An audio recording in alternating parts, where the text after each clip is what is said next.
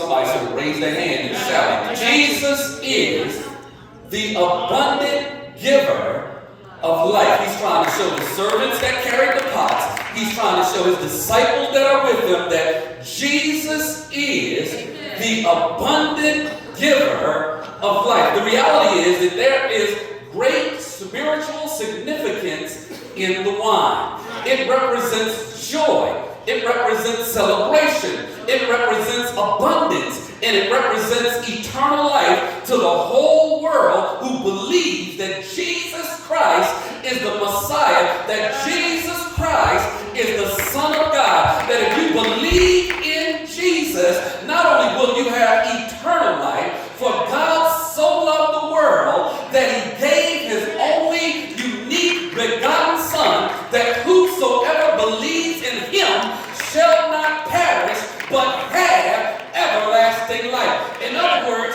you may die here on earth, but you don't die forever. In other words, when you die here on earth, you have a promise that when this life is over, you're going to fly away and you're going to be with the Lord forever. But not only does it give you everlasting life, but it gives you eternal life.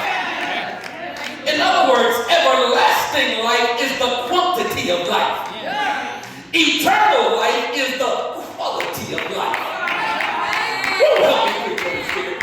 In other words, Jesus clearly came to offer all of us, all the people, a joyful, abundant life, both in earth and in heaven.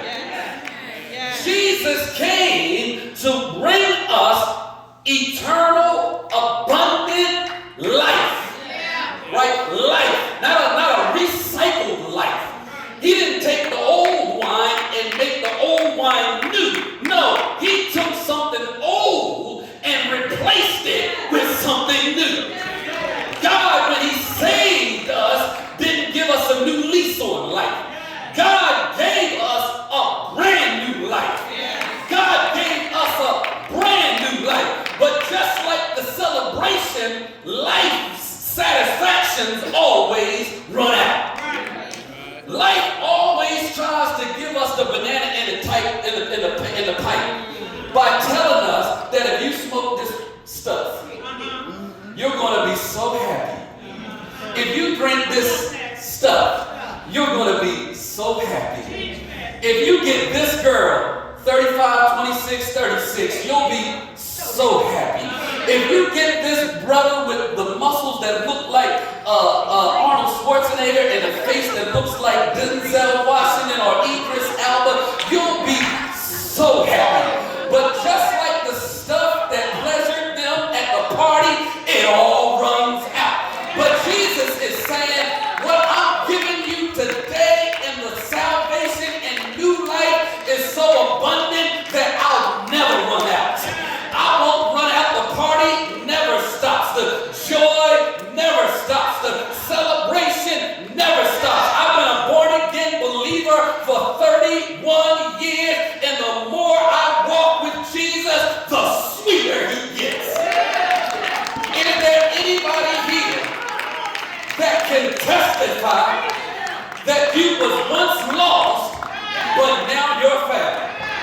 Is there anybody here that can testify that Jesus promised you abundant life? Jesus said, I came that you might have life and have life more abundantly. When Jesus saves your soul, he gives you a new heart. He gives you a new life.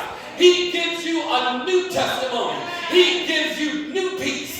He gives you new joy. He gives you new promise. He gives you new. Somebody jump up and holler new. Yeah, new.